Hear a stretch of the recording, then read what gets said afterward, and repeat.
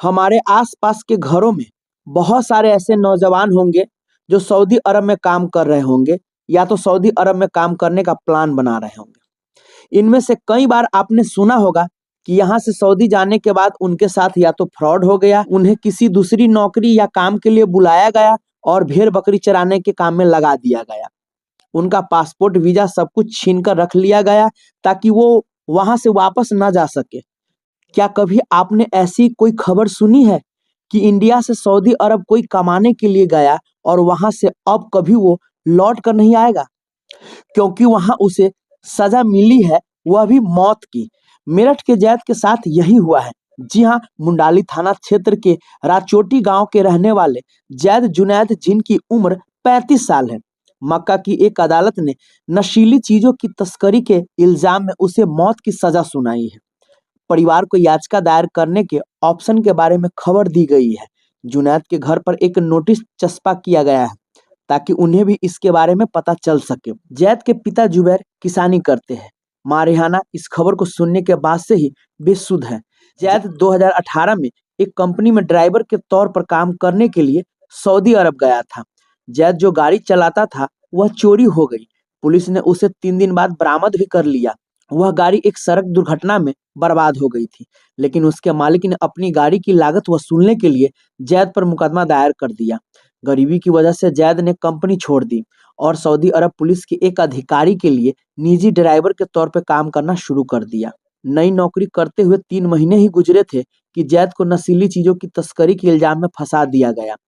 Saudi police ने दावा किया है कि जैद जिस गाड़ी को चला रहा था उसमें 700 ग्राम मादक पदार्थ मिले, जिसके बाद उसे 15 जनवरी 2023 को गिरफ्तार कर लिया गया। तब से जैद जद्दा में मौजूद सेंट्रल जेल में बंद है और मुकदमे के बाद उसे मौत की सजा सुनाई गई है। विदेश में कमाने गए बेटे की मौत की सजा सुनते ही घर वालों में कोहराम मच गया। मां सदमे में चली गई। जैसा कि मैंने आपको बताया कि जैद एक पुलिस अधिकारी की पर्सनल गाड़ी चलाता था जिसमें नशीला पदार्थ मिला। यहाँ पे सवाल यही उठता है कि जैद किसी साजिश का शिकार तो नहीं हो गया? कहीं ऐसा तो नहीं कि किसी बड़ी मछली को बचाने के लिए एक मामूली से गरीब ड्राइवर को फंसा दिया गया हो? आपको बता दें कि साल भर में यानी 2024 में सऊदी अरब 274 लोगों को फांसी दे चुका है, जिसमें 101 विदेशी नागरिक हैं और इन विदेशों में से सबसे ज्यादा यानी 21 पाकिस्तानी हैं। वहीं पर 3 भारतीय शामिल हैं। हाल ही में यमन के नागरिक को ड्रग्स तस्करी के मामले में सजा दी गई है।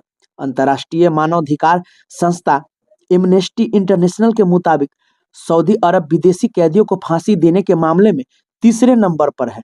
2023 में चीन और ईरान में सबसे ज्यादा कैदियों को फांसी की सजा सुनाई दी गई।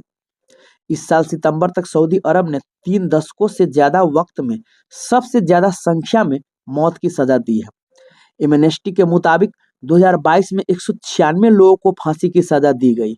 1995 में 192 लोगों को फांसी की सजा दी गई और अब 2024 में यह संख्या बढ़कर 274 पहुंच गई है, जो पिछले 3 दशकों में सबसे ज्यादा है।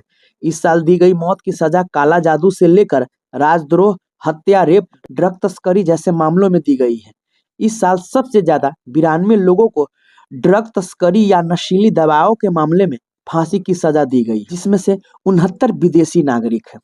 जी हाँ, मैं रोशन। विशेष आप लोगों को क्या लगा कि वाकई में जैद एक साजिश का शिकार हुआ है या नहीं? सो प्लीज आप लोग कमेंट करके जरूर बताइएगा।